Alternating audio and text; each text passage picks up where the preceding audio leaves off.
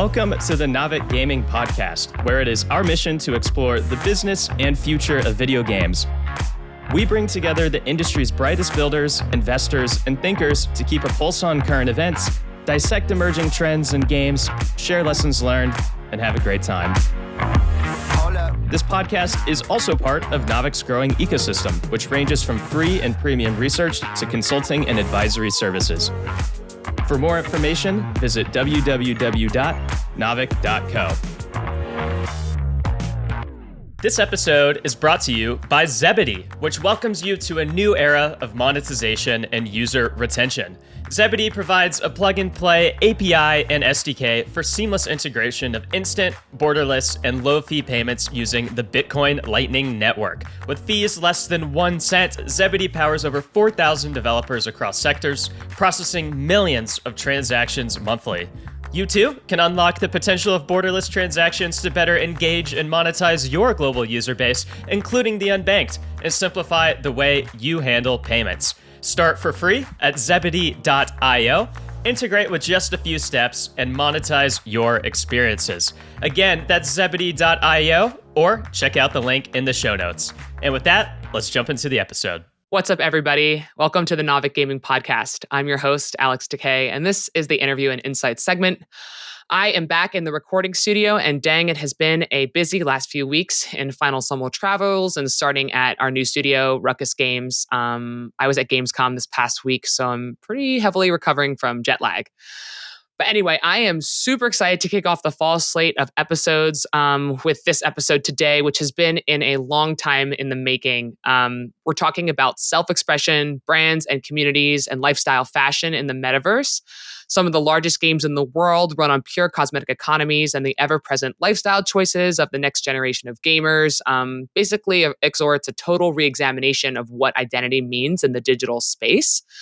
Players have pumped hours into games like Second Life and The Sims, and now more than ever focus on who you are in a game on Instagram, on TikTok, or whatever social gaming platform that you might use. And to this point, gaming companies like Riot and Roblox have begun catering towards bringing physical fashion to the digital world. So Riot has had partnerships with like Louis Vuitton, which as a company itself generates around 80 billion of generated like around 80 billion of revenue in 2022, well ahead of any other fashion competitor. I think like Gucci trails at like 13 billion or something like that. And Roblox, as many of us know, sold a virtual Gucci bag for more than the bag's actual IRL real world price. The TLDR's drip is going digital. And to discuss why, how, and what needs to be done, we have two fantastic guests on the pod, Emily Eitches, the head of business development, and Ashley Hopkins, chief creative officer, both at the House of Blueberry, a digital fashion house that's been outfitting avatars in games like Roblox and The Sims. So welcome to the pod, you guys. Thank you. Happy to be here. It's awesome. It's a great timing to have you both on. And I'm so glad that we've finally gotten around to recording this one. It has been, again, a long time in the making, many reschedulings, and we're finally here. So before we dive in, I would love for you guys to both introduce yourself to the audience. Ashley, why don't we start with you? Tell us how you came to join the House of Blueberry. And also if there's a favorite game that you have that appeals to the digital fashion space. Okay. That's a loaded question. So we'll talk about me first. I have been doing digital fashion for around 15 years.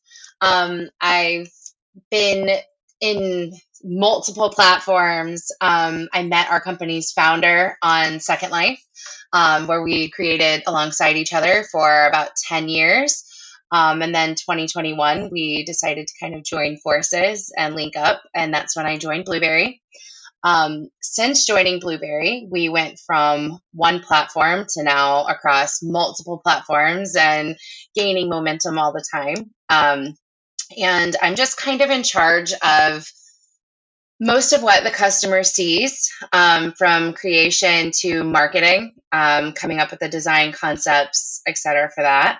So that's what I do with Blueberry. But I would have to say favorite game right now would probably be Zepeto, because I'm spending so much time on it, and just fashionably, it's really cool and a lot of fun. But if I'm gaming for gaming's sake, it's definitely Call of Duty. Not a lot on the female fashion front there, though. Oh, okay. But definitely a fun game.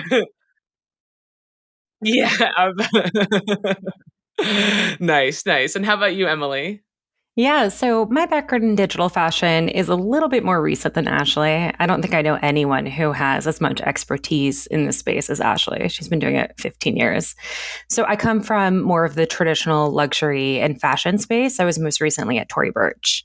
Oh, very nice. So yeah, so it is interesting, and I'm sure we'll get into it more. There are so many parallels between IRL fashion, real world fashion, and what we see in some of these digital places. It's really interesting. So I think in terms of fashion game, I got to go with The Sims, which was, one of the first games I played when I was growing up. And I just loved dressing up my avatar. So when I first started talking to Ashley and the team at Blueberry, the first thing I thought of when I thought of digital fashion was actually dressing an avatar for The Sims. But there's another game called Project Makeover. It's a mobile game, and it's a lot of fun. You just kind of got it. You give your avatar different hairstyles, different looks, different outfits, and it's very similar to the things that we're doing on Roblox and Zepeto. Very cool. Nice. I think it's been a long time since I've played any kind of like a game that's like remote, or actually, I think there's like elements of customization for every single video game now at this point. But I guess I would say like it's been a long time since I've played one that like had more of that dedicated feel to it.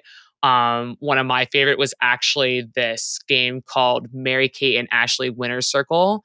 I It's haven't a heard of that game in so long. it's a show jumping game. I used to ride horses competitively for 13 years. And Wow. oh my gosh, like customizing my horse, the best. The best. I was like, oh, I'm going to have this horse for this and this horse for that. And I have all my like breeches and my riding helmet and everything. So super excited to dive in to talk about like the business potential of games that have digital fashion as such a strong point. Of their like I guess business strategy. But before we dive in there for specifically to Blueberry, and thanks for the intros and the color around your guys' background, I'd love to start with the landscape of self-expression and brands and online communities. And so I guess I'm going to start out just giving my example of Mary Kate and Ashley Winter Circle about how I see self-expression. And I guess like to be honest, in Canada, I haven't spent a lot of my life in sandbox worlds where I see a lot of this taking place recently. But the way that I see self-expression, and I want you guys to chime in as experts because I'm sure I have like 1/4 of the picture, is mostly on character customization via costumes and avatars in games, in digital communities where you are seen. Right. And so I might wear XYZ outfit in an MMO or multiplayer game, and this might be to flex on others or highlight some sort of self-actualization of values or change my icon to show that I'm a fan or a supporter of something or do a specific dance move that shows my personality. But how do you guys define self-expression in the digital world, or through what other aspects does a game show, or does self-expression manifest? And maybe Ashley, we'll start with you. Yeah. I mean, it's kind of like any other, like even on the MMOs, so when I'm putting my character together, it's self-expression for that game, right?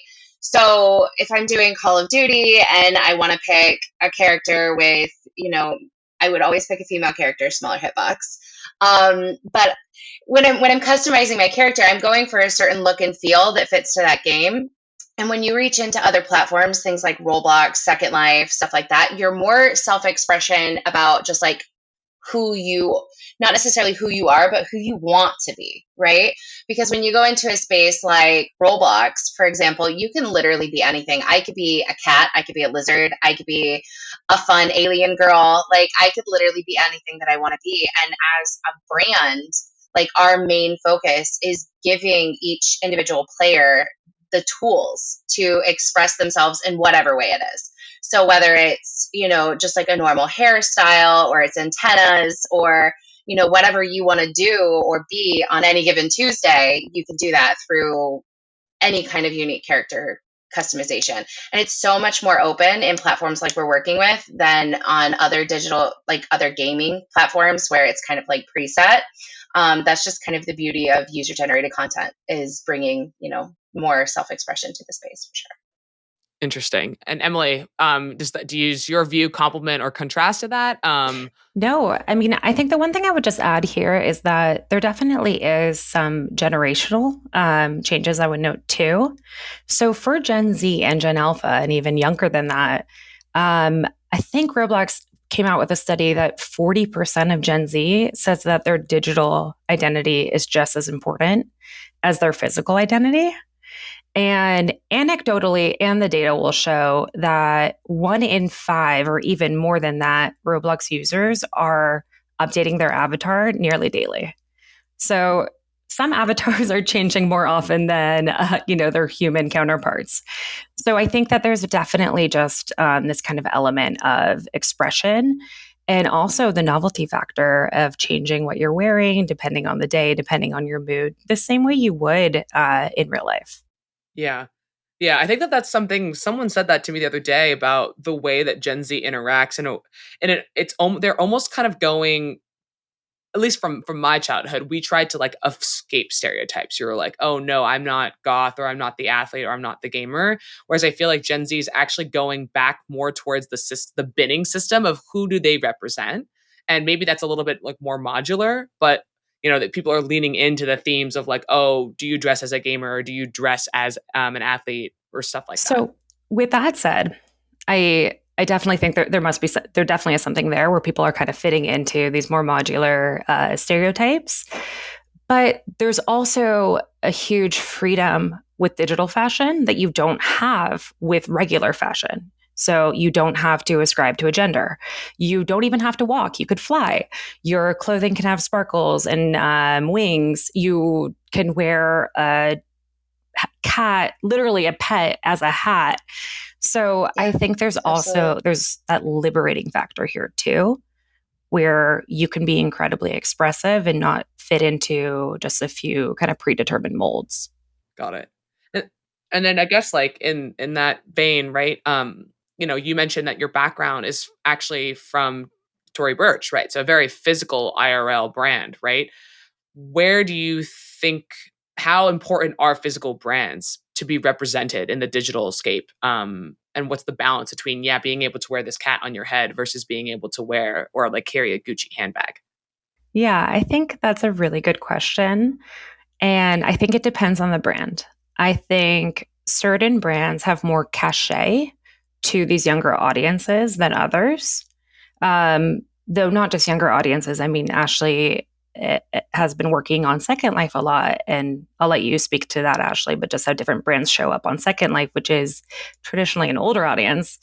But I think that the relationship with brands is very similar to what it is in physical world, where you might really like a brand, but you might not necessarily want to wear their logo all over the place.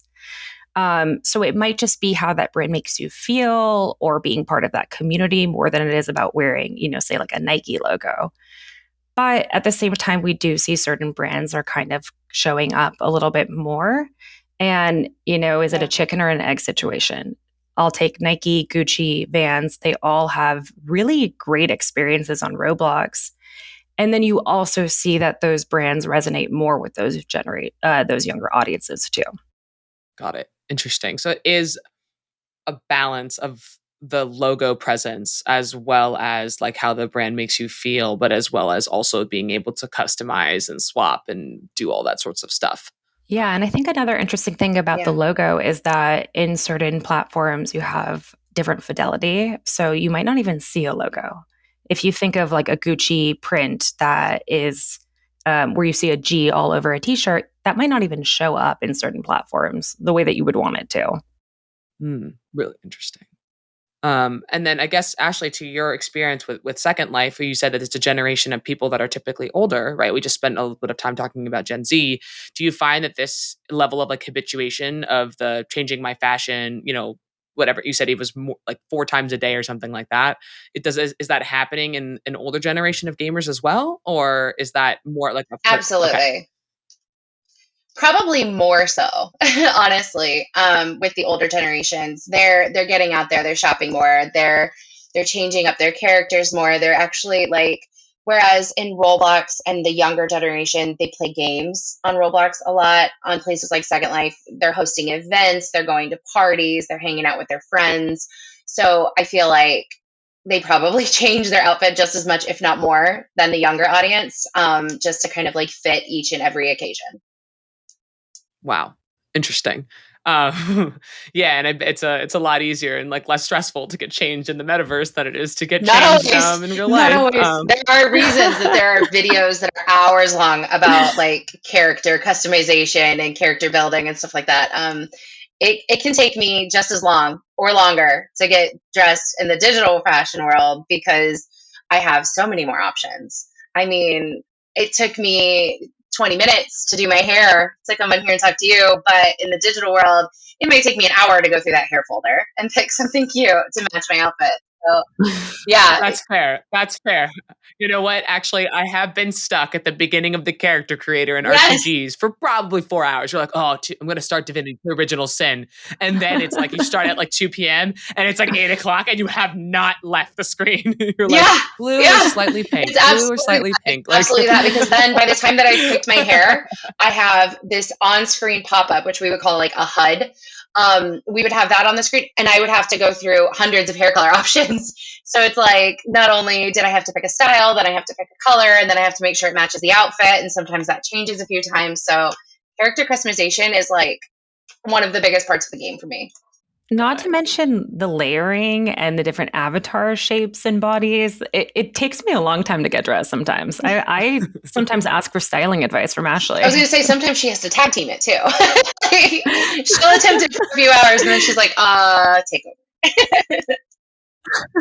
Got it. And then I guess one more macro question is, do you guys often see things going the reverse way? Taking in-game digital cosmetics and making them into real-world clothing. I've known that a lot of Web3 brands have tried to make their digital NFT lines into some sort of physical representation, whether that be like a Pudgy Penguins making Pudgy Penguin stuffed animals, or Bored Ape making t-shirts, or Azuki making skateboards, right? Where do you guys see that as a part of the entire self-expression strategy of taking your digital identity and bringing it? We're very focused on like brand first and what we do first right now. So it's not really something that we're kind of diving into.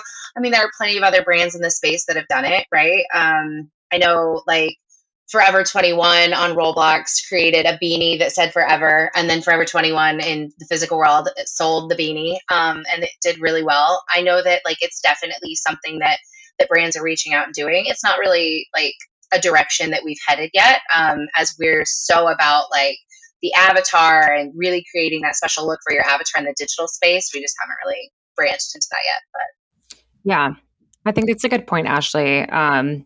We are just really focused on being a digital brand first and not having the physical clothing and all of the headaches that go with that. And that is kind of our unique positioning within this space. But it is a great opportunity. There's a huge opportunity between digital and physical for other brands. And so some businesses will sometimes test in the metaverse. So if something does well, they may actually end up creating a new product category, like that Forever beanie that we just mentioned. Our friends at Forever 21 ended up having like a bestseller from something that they tested in Roblox. And I think that was kind of a great opportunity for them. And then this is not something that Blueberry is doing, but there is also a lot of just great technology around digital fashion. And we do see that sometimes that technology is used in the physical fashion worlds to kind of improve the processes there. Maybe it's a quicker speed to market. Maybe it's relying less on samples because you can do so much more digitally. That innovation is really exciting too. Got it. Yeah, I've definitely have always been super curious about that, because also just like running the testing environment is something really interesting about being able to kind of like run almost like sentiment tests with a certain piece of clothing before you actually spin it up. But like the CPG business and the games economy, online digital goods business are substantially different. So flexing into retail versus digital, I'm sure, is like not necessarily like super easy. And for someone who's a data oriented, like our team, but it is just such a great place to test things because you have such volume here. We're talking about 200 10 plus million MAU on Roblox. So you're able to really test with a significant sample size. Got it. Yeah. And it sounds like this is actually like a perfect opportunity to dive into. You just said you guys are really focusing on being a digital only fashion brand. To talk about what the House of Blueberry is, its business, and kind of how it came to be. It sounds like you guys call it Blueberry, but I would love to know about the name for House of Blueberry. To me, the first thing that comes up is Burberry. So I'm like wondering if there's any relation to Burberry versus Blueberry. So whoever wants to take a stab at this one, feel free. Ashley, you got it. Okay. So, funny story. I worked with Blueberry for several years. Like I said, I worked alongside the founder of Blueberry for 10 years. And when I finally joined the company, I said, why Blueberry? Because that was my question too. Like, I thought maybe the same thing, maybe the Burberry play. And she says to me, well, because strawberry was already taken. And that's it. That's it. We ended up Blueberry because strawberry was taken. We were a couple of seconds in a decision away from being grape or being like plums, and said we're blueberries. And I couldn't love it more, being just Blueberry. But yeah, we've had a couple of people in the comment section on our group on Roblox, and it's mostly like a younger audience. We've had a couple of them be like, did you mean Burberry? We're like, no, we're absolutely just Blueberry. That's it. Interesting. Oh, that's super funny. Like just thinking like House of Pineapple, House of Peach, like yeah, we could have totally been House of Pineapple. Maybe a spin-off House brand. of Peaches. Pineapple. I don't know. House of Pineapple might be like trademarked or something by SpongeBob. We're not really sure. Oh yeah, SpongeBob or you could get a little Pineapple Expressy. Not sure if that's like the right direction you want to be going. But okay, very cool. So literally just another berry. Strawberry was taken. Got it. Yeah, strawberry was taken. Blueberry was the next cute fruit. So the name House of Blueberry, let's talk about the product, right? What is it specifically that you guys do? I noticed, for example, that you've built out several partnerships with fashion houses. One might presume that you bring physical high fashion stuff to the virtual, or do you guys design clothes yourselves? So about 90% of what we do, I would say, is like our own, like we're coming up with concepts, we're creating designs, we're putting those in. We have teamed up with other companies. We did a digital fashion show, the first metaverse fashion show in Second Life for Jonathan Simkai. That was a lot different than what we typically do, where we're creating our own designs and we're coming up with things, plays off of, trends in real life and things like that. Whereas when we did something like that, it was taking Jonathan Simkai's designs and translating that real life runway fashion into the digital space. We did the same thing with Notori to a degree. With Notori, it was a really fun project because they entrusted with us to take their designs, their iconic prints, and kind of gear them towards the digital space. So we kind of took their designs, matched with what we know works and sells in the digital space, and kind of like fused the two together. So that's like a small portion of what we do, is taking real life fashion and bringing it in. But the biggest portion is just kind of like our creative team coming up with what they think the audience, whether it's an older audience in Second Life or a younger audience on Roblox, like what's going to really resonate with them. And that's kind of the core of what we do, is just like our own creation based off of our community, based off of the data, what we see in the space, and kind of like trend forecasting based off of like real life and what we think will be hitting the digital fashion space next. And sometimes that's backwards even. Like sometimes we see things really taking off in the digital space and we're like, okay, this is going to be a big thing, coming soon. Like early last year, we were all in on the 90s stuff. We were like, 90s is going to be a big thing. We're thinking like Clueless, schoolgirl looks. And then, here we are a year later doing a Clueless collaboration in Roblox. So it's definitely a fun space to be in, but it's kind of like 90% us, 10% other fashion brand collaborations. I see. And so on the Clueless collaboration, which I also did see, also I'm a huge, I love the movie. What an iconic '90s film. Yeah. It's one of my favorite. Baby Paul Rudd, it's so cute. He looks the same though. He doesn't age much. No, he actually, you're right, he doesn't. So walk me through kind of like how that partnership came to be, right? So, you said 90% of the time you guys are doing your own fashion. So is this more of like, did you reach out to the people who, own the Clueless IP and do something more branded? Or did you guys were like, we're going to do a 90s theme and then we're going to kind of pay for the trademark of Clueless and then kind of move from there? And you're talking about serving customers and you said Second Life and Roblox. I assume then you're building clothing with specific skeleton rigs for Right. those games right now, right? So those are like your main platforms. Okay. So with partnerships, I would say generally, they will come to Blueberry or they'll come to the platform and the platform will connect us to the IP partner or the fashion partner, whoever it may be. And oftentimes they come in with a strategy in mind or an opportunity in mind. So, for example, we want to reach a younger audience, or we want to age up our IP. We want to reach an older audience, or it might just be a commercial, like a revenue play. So, oftentimes, I would say 100% of the time it's inbound, but oftentimes we do play a little bit of a matchmaking game. We will connect an IP or a brand to a platform depending on what their goals are for that partnership. Got it. So with the case of Clueless, we, partnered with them to bring the iconic Clueless fashion into Roblox. And it was actually just coincidental that we had such success with 90s. Really the summer before, we had a very successful 90s summer girl collection. And it, oftentimes we do see those trends where 90s is super popular, probably for a couple of seasons now. But in some ways, it predated the physical trends as well.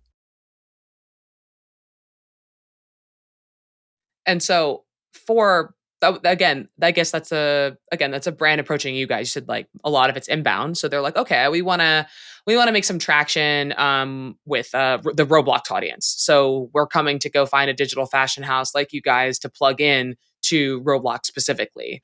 And in that regard, you're like almost like a little bit of like, you are a B2 like B2B company because like you're really like you're making your fashion available to Roblox as opposed to necessarily like direct to the consumers themselves, where they're not downloading House of Blueberry packages and then going to the game and like using those as mods, right? They are your stuff is available directly in the Roblox stores, right? So there's a marketplace in most of the platforms that we're on. So Second Life, Zepeto, and Roblox, there is a marketplace that is direct to avatar, direct to consumer, but we are using the platform themselves as the marketplace. Got it.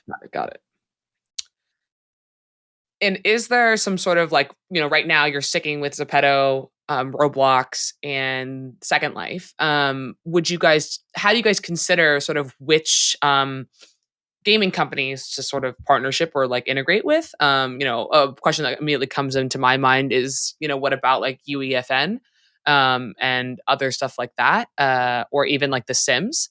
How do you guys think about your strategy in terms of like where House of Blueberry clothing is available? So we do actually have assets available for The Sims already. It's kind of historically, it's been what upcoming platforms do we see? How do we resonate with that platform? Like, how do we connect with the platform? If I go in and I say, there's a little bit of digital fashion here, but there's not really like a big play on it yet. I don't really feel like we're going to be connecting with the consumer here.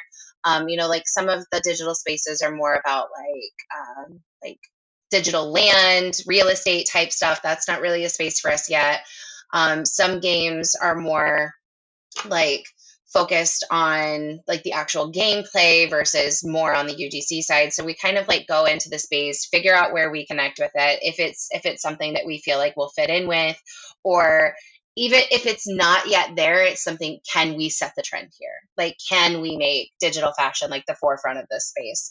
So we go in and we figure out like the logistics of the platform, what kind of softwares they use for creating there. If it's something that fits with us, like Zepeto, ended up being a really good fit. Roblox was kind of a no-brainer. It's a huge platform.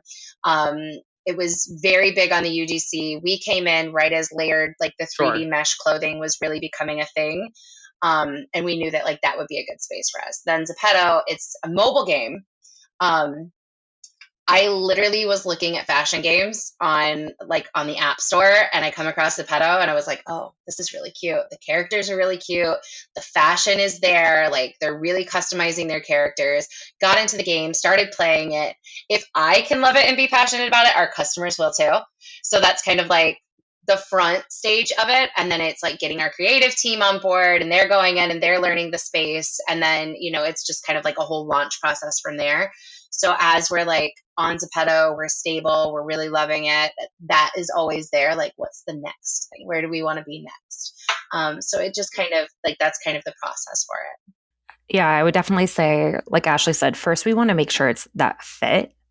So the first kind of criteria would be, is there a fit? Is there an audience for it? Does Ashley like it? Ashley is our, chief creative officer and really the creative and art director of the brand.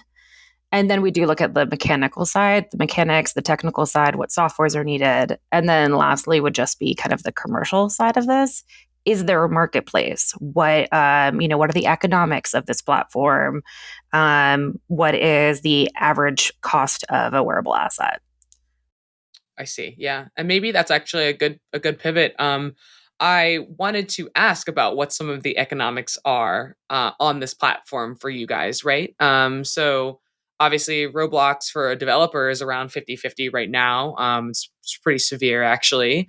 Zepeto, I'm completely unfamiliar with their economics, but I'm wondering whether or not, it sounds like there's three parties involved, right? Like, you're sharing with the platform, your platform partner, that's like a Zepeto or Roblox, and then you're also sharing with your consumer. So sort of walk me through sort of the business model for how you guys evaluate whether or not it's worth it to go onto a specific platform. Oh boy. I feel like that's another question. That's another podcast. So I think, one other thing that is also really interesting is that there's different currencies on each of these platforms. Totally. So it's funny, Ashley and I have these spreadsheets and we have like 5 different letters that equate to different currencies.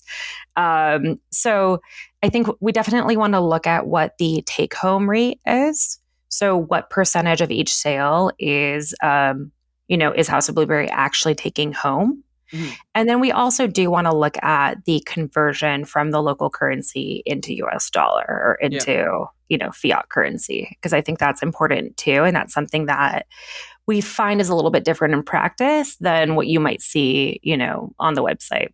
Terms of service. Yeah, definitely. Yeah. I mean, it's also really blended. I remember doing this project for the Overwatch currency SKU bundles. Basically, like, you have a different conversion rate depending on the size of the bundle that's most often chosen. So if you're selling 100 gems for $5.99, you're selling 1,000 gems for $15.99. Right? There's a discount on the gems. Right. So then your exchange rate from fiat to gems is weighted by the actual, like, every day it actually changes based on like how much system is entering via what's currency SKU. So I definitely hear you. It can be incredibly complicated, and also like managing on multiple platforms. Like, PC is the easiest in terms of like what their web shop is, but if you're doing any kind of stuff with console,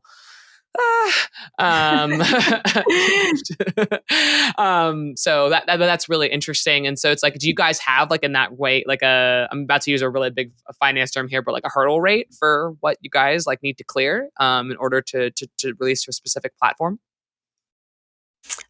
We actually don't. Maybe that's good homework for me and Ashley to take. But we are incredibly kind of data oriented.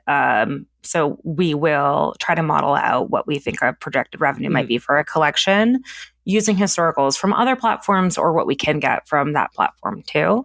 Yeah. I think another thing to consider also is how things are priced on each platform. So we might be able to sell something, converting to fiat, converting to US, we might be able to sell an asset for more on Second Life than on Roblox.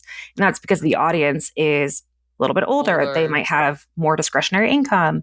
The quality of the asset might be a little higher too. So it's not even just apples to oranges to pineapples. It's also, the cost of the apple versus the cost of the orange on each of these platforms. Sure. Yeah, you're just making sure that your contribution margins for all of your assets are positive. And I would love to talk actually a little bit about like your production pipeline of how you guys are making the asset, or how the studio is sort of situated to make assets for all different sorts of games. But before we go there, we've talked about like the Ashley test a bunch of times. Like, oh, if Ashley likes it, the consumer's going to like it. So before we switch over, so before we shift over to some of the production stuff, I would love to talk about how you think about who your customers are. If they are passing the Ashley test, well, maybe one might presume that they're predominantly female, and wondering whether or not that's true for your guys' specific lines in general. We've talked a lot about like female clothing. And so I was wondering if you could talk maybe a little bit about some of the demographics that you guys feel like you serve in terms of players. Sure. On Second Life, like our native platform, our audience was primarily female or female identifying on game. Because like Emily stated earlier, like you can choose your gender, you can be genderless, you can do whatever. So our clothing like leaned more female on Second Life. And then as we went into Roblox, we felt, okay, that's going to be the same thing on Second Life. Like the female audience is the audience that's buying the most, obviously. And that I felt would be true everywhere, right? Roblox, we learned that it's a little bit different. Like we are starting to kind of branch out and create more unisex items on Roblox, and even some male leaning items, just because the gameplay there is so much different. The audience is so much different on Roblox. Like you have the younger audience. We have a lot of boys coming into the space and they're like, where's our clothes? And we're like, oh, we've never really done that before, but maybe we should. And it's kind of like us as a brand, like growing and evolving. Like we still want to be very focused and very dedicated to what we do, but maybe we need to branch out a little. So we're doing that in Roblox. And then in Zepeto, once again, it's primarily female focused for us. So it kind of depends on the audience. It's a lot of getting in there and seeing what like our customer base actually wants. I spend hours in Roblox, like running around in our game, playing with, I like to refer to them as the kids because they are typically a really young audience in Roblox, but like running around and playing in there with them, talking to them. They tell us what they want. They're very vocal about like, oh, you should come out with wings next, or you should come out with antlers next, or we really love your hair. Maybe you could do some short hairstyles. And so it's really about the community. Honestly, as much as it's about the designs and the creation, it's about the community and connecting with your community, because the community will tell you exactly what you want. I mean, they don't leave you guessing. They don't, leave much to the imagination. Like they'll come in and they'll say, I want a hoodie that has cat ears and also a tail, and it should be this color. And you're like, okay. And if you create that, they love it. And it's one more way that we connect with our community, is finding out what they're wanting, how they want it, and then kind of bringing that vision to life for them with our own unique flair on it. So yes, I'm going to give you a cat hoodie with a tail that's orange, like your tabby cat from when you grew up.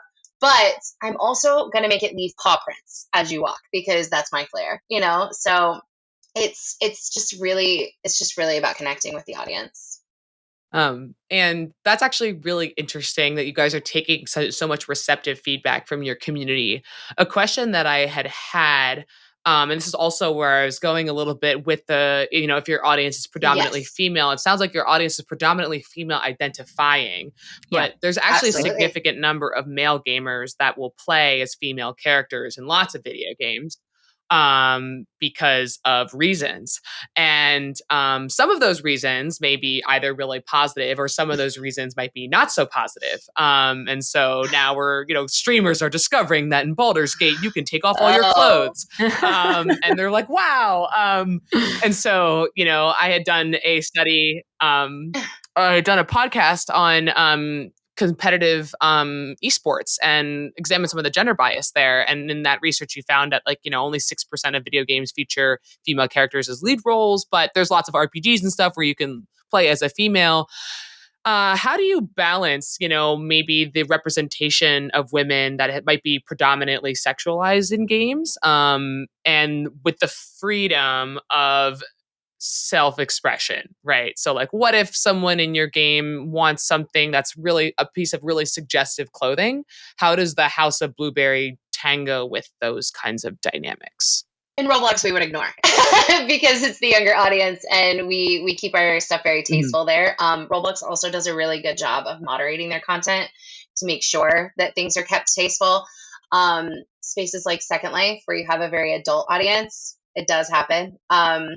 Our creations for Second Life are very aged up compared to our creations for Zepeto and Roblox with the younger audience. Zepeto sits kind of in the middle of our audience age range, where Roblox can be, 6 years old at the youngest to, there is a really growing audience there in like the 20s for Roblox and up to, but then you've got Second Life where it's predominantly like 25 to 60 and maybe even up from there, so it's just a very wide age range there.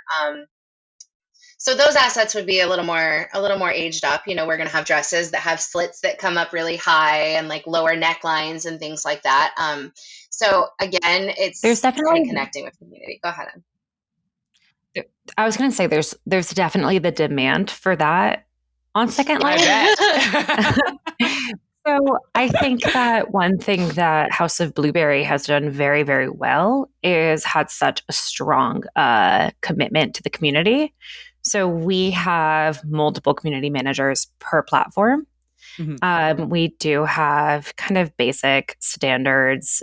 We have, no tolerance for any form of discrimination or any hurtful language. Our community managers are so involved and so deeply kind of entrenched in the community that we do, regardless of what the avatar assets look like, we do try our best and do an effective job at keeping it very safe. I think that's something that's very, very important to us, is allowing people to express themselves, but allowing it to be done in a way that is safe for all. Yeah. Regardless of gender, regardless of age, regardless of, whoever you might be in the real world, we want to make it safe for you. Yeah. And I think that's a beautiful mission. I think a lot of times, like what I've really appreciated in like at least the past couple of years, at least like on Instagram and stuff like that, I feel like there is a change in terms of like what female beauty is supposed to look like in terms of like that, a wider global dispersion of like, and I think this is actually like one of the great things about like Instagram and TikTok or whatever, is that you have a more universal perspective of like what women look like in different places. And then that like really burgeons this idea that like, oh, like every race, every body, every skin tone has some sort of like element of beauty to it. But in that regards, like you guys are probably delivering content, for different skin tones, different body sizes as well, different genders, like you said. And maybe this is an opportunity to pivot back to the production angle. But like if you're making a piece of clothing that's supposed to fit like 9 different types of avatars, how are you guys sort of optimized in your production at your actual company to be serving so many different platforms? It's Zepeto, Roblox, or Second Life, right? To actually be churning out that number of assets in such a variety of permutations for body size, height, whatever else there is. So how we've done it is we've managed to function on very little sleep. The answer is manpower. Yes.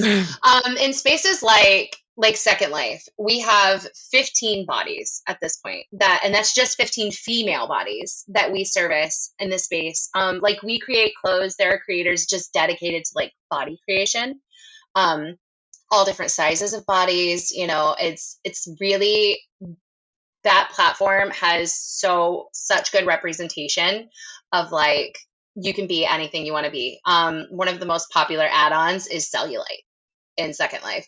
And, it's something that you would think people are shying away from Absolutely not. You've got cellulite, you've got scars, you have stretch marks, veins, everything. Everything is represented there. It's very, very like open and inclusive. It's such a great space. It's something that Roblox is also currently working on. They have like more avatar customization coming soon. That's really exciting. There are several different avatar style bodies there as well, but every piece, so like every piece of clothing that we create for Blueberry Second Life has to be, so it's first made around like our model body, which is just standard female body. And then once the creation process of it is started, then it goes off to someone who sizes it. And so then he takes this one shirt and sizes it across all 15 bodies. And then it goes from him to somebody who does the rigging, and our rigger takes all of those sizes and makes sure they move with each body. And platforms like Roblox really have figured that out. They have one rig. So it doesn't matter if I'm a cat, it doesn't matter if I'm a snake, it doesn't matter if I'm a T-Rex or a person, that one rig works across all of these. So I can take my tiny jacket that I'm wearing on my avatar now, who's just a regular human, and I can wear it on the giant T-Rex. Fits just the same. Second Life, we don't really have that yet because the bodies are created by a creator like us versus by the platform itself. So we have to size to those different ones. So like a creation for, it's kind of like where Emily was saying, like it can be apples to oranges. A creation for a Second Life is going to take much more time because there's so many more like aspects to it, versus something for Roblox where we're creating it, we're rigging it, that could be the same person, versus a team of people. So yeah, it just kind of depends on the platform to what like the pipeline for creation looks like. But it's definitely manpower. But one thing I think that there's definitely, I think we've learned as we've expanded, we're on kind of 3.5 platforms right now, and we are looking at new platforms like we mentioned. But we are learning Absolutely. where there are efficiencies across the platforms and where there does need to be very specific team members dedicated to that one platform. I think one thing we've done a good job at is getting these platforms to speak to one another.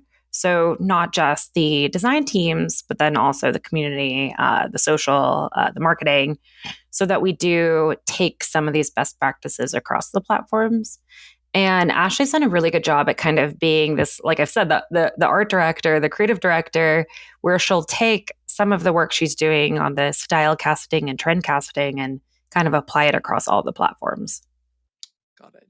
Yeah, I think that's super interesting. And I mean, like such a huge solve on the Roblox side. And it's for them, and maybe that's a point of like when you evaluate a platform, you're like, okay, well, like what kind of tools do they provide us to make our production floor flexible? Like if you only have to make, Absolutely.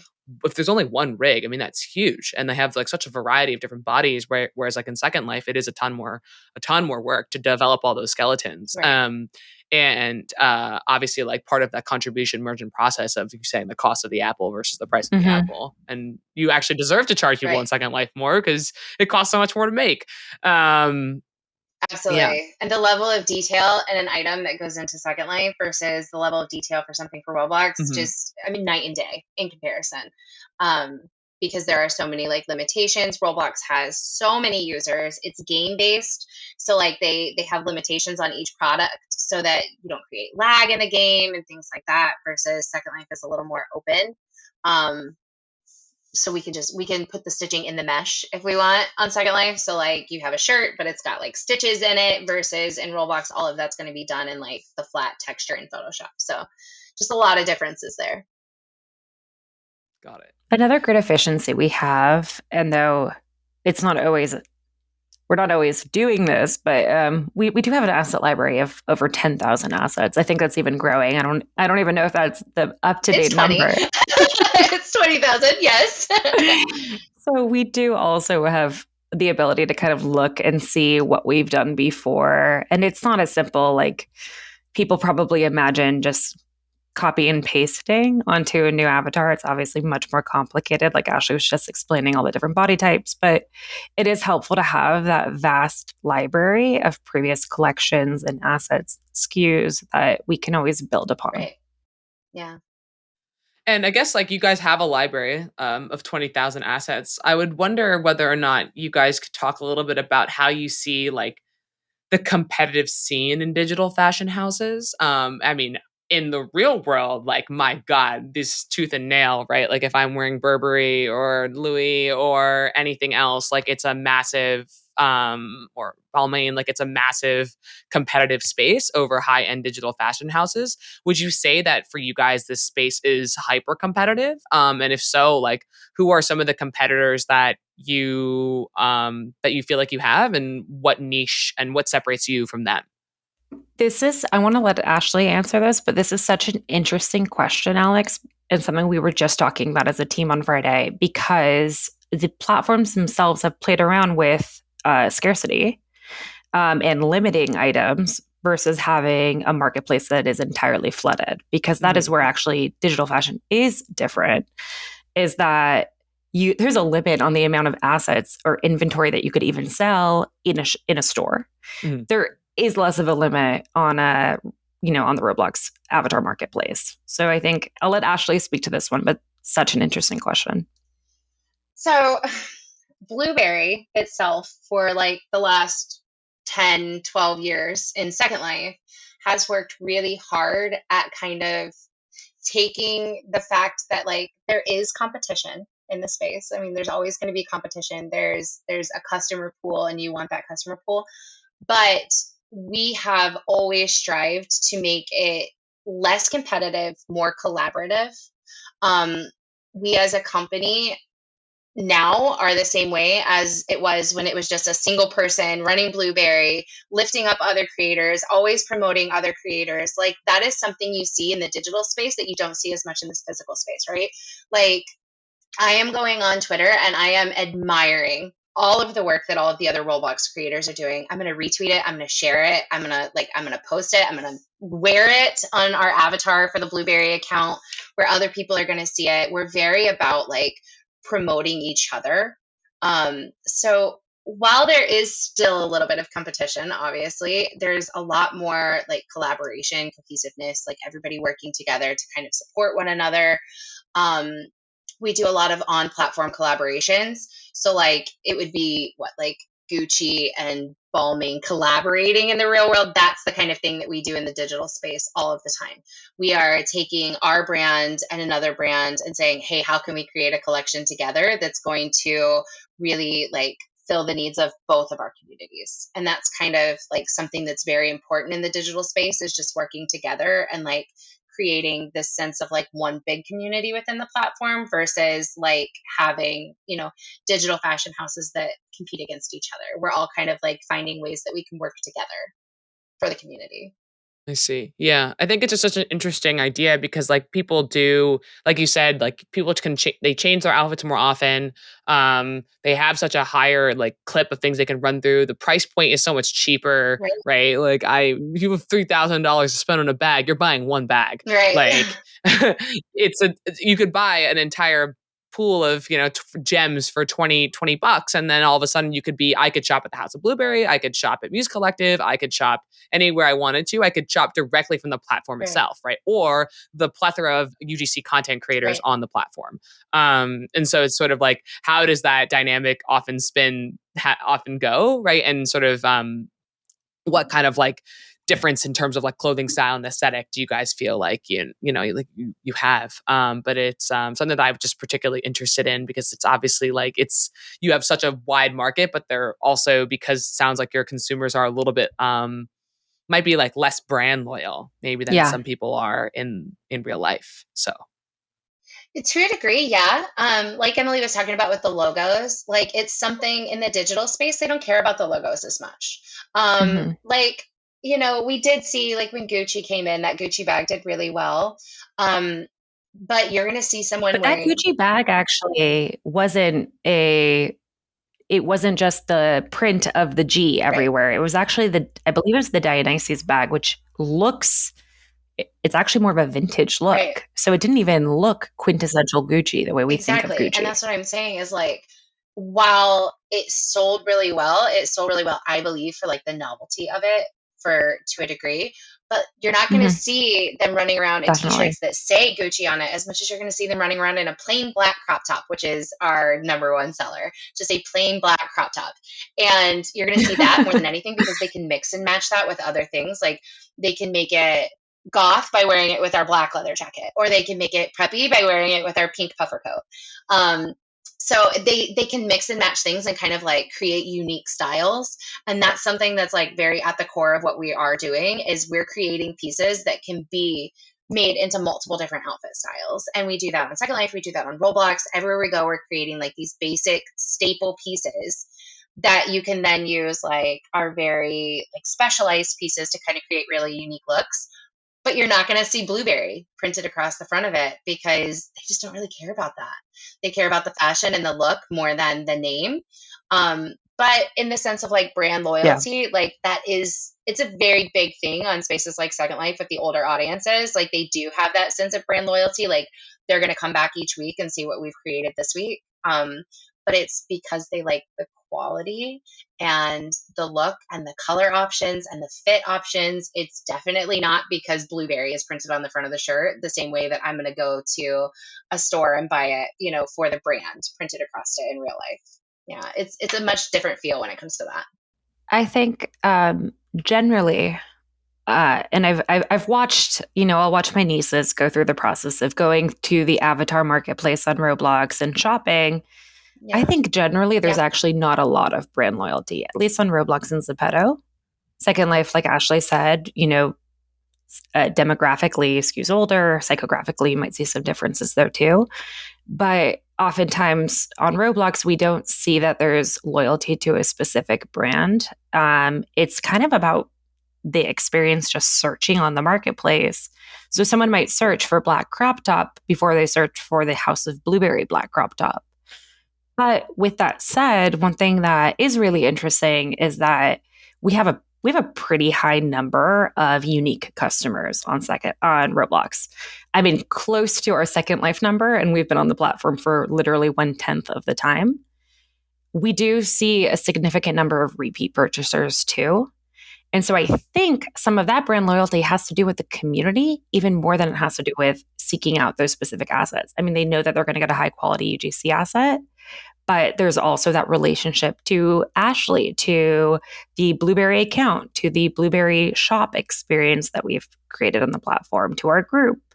So it's interesting to see how loyalty is different on these different platforms. Got it. Yeah. Yeah. And I would say it's the exact same way for Second Life as well. Like they've built a connection with us as the creators. And that's why they continue to come back is because, I mean, they know about our children. They know about our pets. They know about the fact that I just moved at the beginning of the month. Like we're very in tune with our community and they know you on like a personal level. It's definitely not just about the brand or just about the logo. It's about so much more than that in the digital space. And that's something that I've spoke on a lot when like talking to up and coming creators who are like looking to dive into the space or like end of last year or beginning of this year, actually, it's been a long year, when I spoke at South by Southwest and people were asking questions about like, how did we get into the space? I'm like, the first and most important thing is the community, always. Like in this space, you can have a really, really great product and not connect with the community and go nowhere. Or you can have, a beginner level product, but really be like into the community and be viral. It's so much more community based here than it is about like the product or the logo or the price points or anything else. Absolutely. And that's why a lot of brands have success or don't, depending on whether or not they engage with the community or work with endemic creators. So Gucci and Forever 21 did a great job of actually working with creators, right, including some of our good friends, people that we've collaborated with, to work on the designs so that it's coming from the community. It's not just like from the corporate offices at LVMH, this is what we think will do well on Roblox. It's actually much more, embedded in that local community. Guys, that is very, very, very cool. And it has been such an awesome episode listening to you guys talk about digital self-expression, building your community, and honestly building also a bold vision for those that identify as female gamers. by also female gamers. And so I guess in our last rapid fire question, I would love to know, very like off the cuff, lightning round, what game or community you would love to design clothes for if you like immediately, like the one that you don't design clothes for right now, but which one would be like a dream to do digital design for? Hotel Hideaway. Question. What? Hotel Hideaway. Hotel Hideaway. Okay. And Emily? Oh my God, this is more controversial, but I would want to get on Meta because you just have access to so many more people. Here, hold on, let me explain Ashley. For those who can't see, Ashley's hands are covering her eyes. So Meta has such a huge user base. And if we could get on Meta, so many more people who don't identify as gamers can see the opportunity with digital fashion. Yeah. All right, I buy it. We could go to the corporate meta. She wants to go to the corporate metaverse. That's fine. Yeah. The gamers are. She's like, Meta. I want to go where the people are. I've talked about this before. I think there's also, a lot of opportunity. Like, why don't go on Zoom, where we don't have to be wearing the clothes we're wearing right now. We could have, assets that help us life so much easier. Let's do it. That would help me get dressed every morning for sure. But yeah. If any of our listeners are interested in getting in touch with you guys to either rock the House of Blueberry or to get in touch with both you and your team, how can they reach out? Ashley, we'll start with you. We are at Wear Blueberry on Twitter, at Wear Blueberry on Twitter and on Instagram. We also have a website where we take inbound stuff as well. Emily, do you want to get that? Amazing. Awesome. Okay, guys, on that note, I wish I could sit here and talk about digital fashion forever, but we'll be concluding. Thank you, Emily and Ashley, for coming on. And thank you to our listeners. I'll be back in 2 weeks. And until next time, friends, feel free to hit me up at alexandra@novik.co if you've got any questions, comments, or concerns. Would love to hear your feedback. And yeah, have a good week. Thank you. Bye, guys. Bye. If you enjoyed today's episode, whether on YouTube or your favorite podcast app, make sure to like, subscribe, comment, or give a 5-star review. And if you want to reach out or provide feedback, shoot us a note at podcast@novik.co or find us on Twitter and LinkedIn.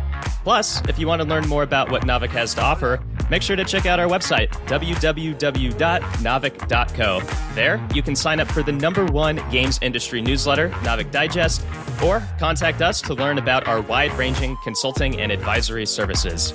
Again, that is www.novik.co. Thanks for listening, and we'll catch you in the next episode.